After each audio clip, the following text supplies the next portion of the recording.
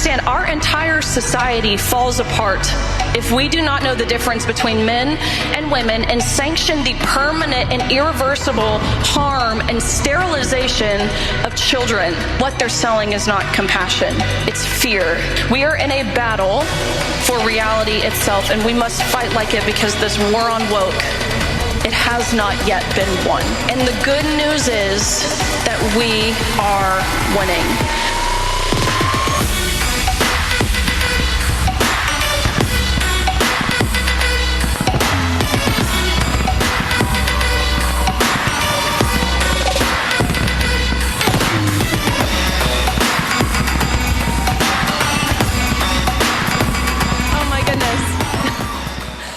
Oh my goodness. What a blessing it is to be here. Man, to see this, to see you guys standing. Do you realize who you're giving a standing ovation to and for what? You're giving a standing ovation to a girl for merely saying that there are two sexes?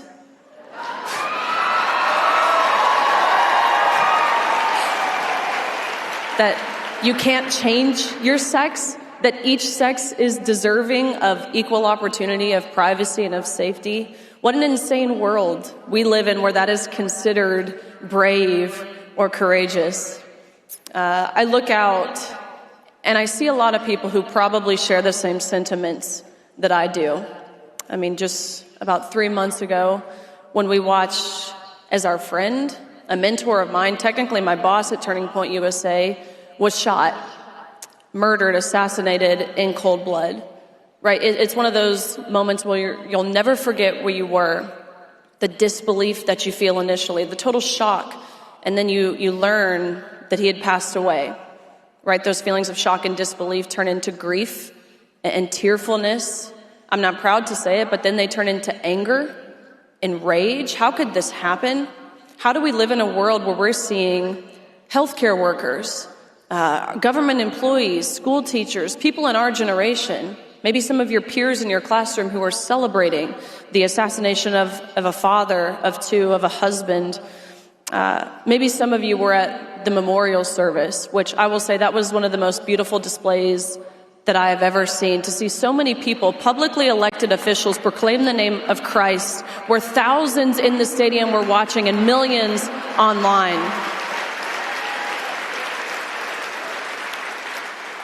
But Erica Kirk, it is hard to describe the impact that her speech had on everyone in the room, including myself. When I heard it, something awakened in me. It was a call to be to do better, to be better, a better wife, a better friend, a better daughter, a better mother, a better follower of Christ. In the hardest moment of her life, Erica chose forgiveness. She forgave her husband's assassin only 11 days after he was murdered in cold blood in front of thousands in person, and where it will live on the internet forever. Only through God can a grieving widow have the heart, the serenity, and the strength to do something so extraordinary. So seeing that, seeing you all, those feelings of anger that I once had, of course, there's still grief there, but I feel hopeful. And I feel optimistic, and I feel inspired. This morning, which this is like true Riley fashion, I had not planned at all what I was going to say when I got on this stage.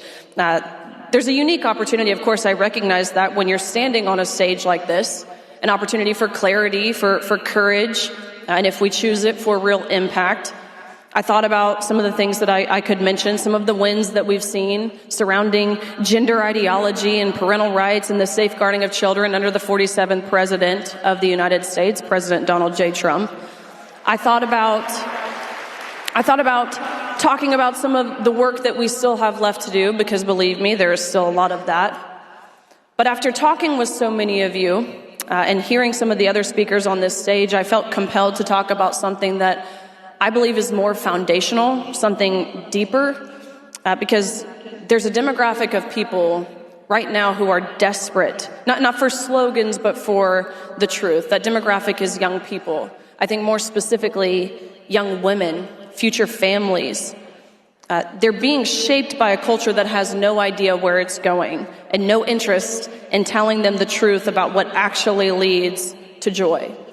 And so to just share a few things that I've learned over the past few years that feel especially relevant to young people in this cultural moment. First and foremost, most obviously, Benny Johnson said it. It's that gender ideology is an evil lie from the pit of hell. It is a lie that is built on deception. It is built on discouragement. It is built on destruction. And who does that sound a lot like, by the way? It tells people, it's a lie that tells people that they're correct to feel as if they're born wrong, that our Creator made a mistake in creating them. What a horrible message. I say this with a saddened heart. It is tragic that the suicide rate amongst this community is so high, but it's no surprise when we're telling people they're correct to feel as if they're born wrong. That's a horrible message. We should be telling people, children or adults for that matter, that they're born intentionally and uniquely in God's perfect image, and how amazing is it that we have a Creator who doesn't make mistakes. It is a lie that leads to children and adults to castrating and sterilizing themselves by cutting off healthy body parts or injecting themselves with some sort of synthetic or unnatural substance, chasing satisfaction that will never last. And I know as a Christian that the only place we will ever find real satisfaction is when we place our identity in Christ. And it won't be long, by the way, before we look back and call this weird blip of time that we're living in, especially the medicalization side of things, we call that accurately what it is, which is the biggest medical scandal this world has ever seen, and a very profitable one at that. The only thing that I believe to be more sinister than cutting off healthy body parts is prematurely ending a life before those body parts ever even get a chance to develop.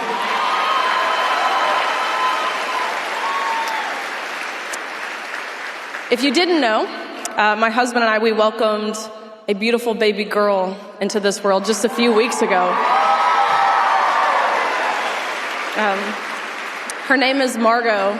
She is the light of my life and the best thing that I have ever done, bar none. I'll tell you, before becoming a mom, I thought I understood what it meant to be pro-life. I've always had conservative values. More importantly, I always understood that, again, we have a Creator who breathes life and value and purpose into every child in the womb and beyond it. I understood the arguments that pro-lifers made, of course, intellectually. I believed it morally. I could argue it politically. But becoming a mother, which it's still surreal to be able to call myself that, it changed everything. Hearing her heartbeat at that first appointment that you go to, the 8-week appointment, then going to the 20-week anatomy scan and hearing the words, "It's a girl," going through the magical transformative labor and delivery process. Of course, her being here, it proved to me that life, it's no longer theoretical. It was no longer a debate. It wasn't about policy or politics anymore. She's a human being. Small, yes. Dependent, yes. Fragile, yes. But infinitely valuable, placed directly in my care. Motherhood has made me radically pro-life. It has made the thought, the idea, the practice of abortion hurt, like deeply and viscerally. And I think it's because when you experience that kind of love, I know the parents in the room know this.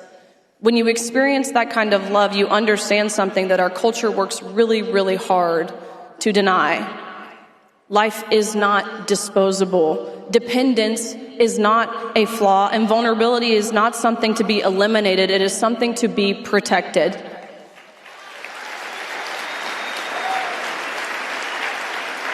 Which, by the way, women, you have been lied to for decades through propaganda.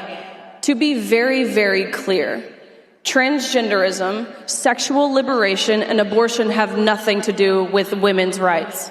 Calling these movements feminism is not only inaccurate, but it's dangerous, it's destructive.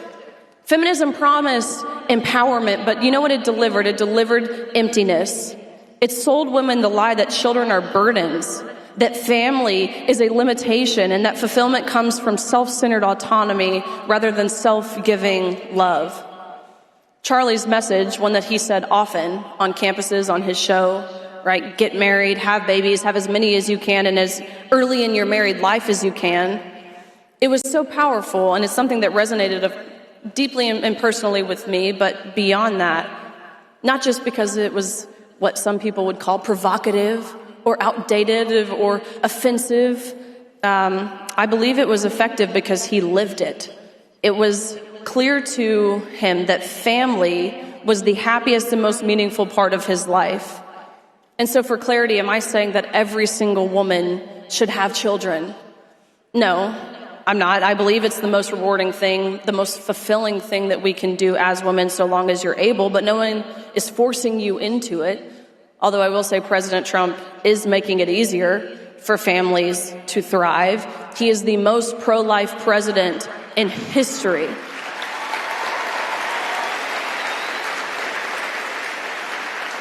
Under President Trump, we have seen the defunding of Planned Parenthood, which is an organization that for far too long, you and I, taxpayers, funded, an organization that received $792 million annually. And what they did with that money, of course, they performed nearly 400,000 abortions annually. They promoted gender ideology. They administered hormones to minors. They supported the Democratic Party politically. So we thank President Trump through this and the passage of the Big Beautiful Bill. We've seen President Trump work to implement economic and tax policies that benefits parents. We've seen the new Trump savings accounts for children. But he recognized that being pro-life, it means more than protecting life inside the womb. It means building a culture that supports women before, during, and after motherhood. Again, President Trump is doing that, and Charlie Kirk did that. He knew that. After Charlie's death, even before Charlie's death, we've seen online voices who would go on to call him everything under the sun, one of those things being a misogynist. That accusation, of course, it's false. Honestly, it's lazy. If you could get yourself to watch past the out-of-context 5-second clip or the out-of-context headline, you'd know that. But I want to tell you that Turning Point USA offers 6 months of paid maternity leave for moms because they recognize that families matter. You would be really hard-pressed to find that anywhere else. So I'm here to say that Charlie Kirk was the worst misogynist ever. These are the same lies, again, that are told about President Trump, right? They call him a misogynist, yet he has done more to protect women's safety, first and foremost by shutting the border, by the way, to protect women's privacy, to protect our rights to equal opportunity. Again, he's done more on that regard than any president, certainly in modern history. And he's appointed more women to his cabinet positions than any Republican president in both his first and second terms. So if their goal was to erase women's rights, as the left claims, then they've done a pretty horrible job. And so to the young people here, I really want to send you a message directly. I recognize that you are growing up in a culture that is really loud, that is confusing, that is deeply contradictory. You're told to chase independence, but you're punished for vulnerability. You're encouraged to reject limits, but given no guidance. You're told that you can be anything, women especially, except for faithful, for feminine, or family-oriented without apology. So my message to you is that you can do those things. You matter, young people in this room. They can't do this mission that we're attempting to carry out at Turning Point USA for the conservative movement, for the kingdom of Christ. It cannot be done without you all. If we're going to change the culture, if we're going to win the culture, we need you. Actually, we're relying on you. So I'm here to tell you to be bold, to say the controversial thing, to be courageous. And by the way, courage doesn't always look like this, like applause, standing on a stage with the microphone in your hand behind a camera. That's not always what courage looks like. Sometimes it looks like standing alone. Sometimes it looks like telling the truth when it would be far easier to stay silent. I also want to tell you guys to challenge authority. Do it respectfully, of course, but don't let anyone tell you that you can't do something, so long as it's legal, because you're too young. Reject that. Look at what Charlie Kirk did at such a young age, what he was able to build over many years, and now we're seeing and living and feeling the impact of it. I want to tell you guys to foster unity, focus on defeating the enemy. And when I say defeating the enemy, I'm not talking about the left. Indirectly, maybe I am, but I'm talking about Satan and the power that he has, the real and living power that he has on this earth.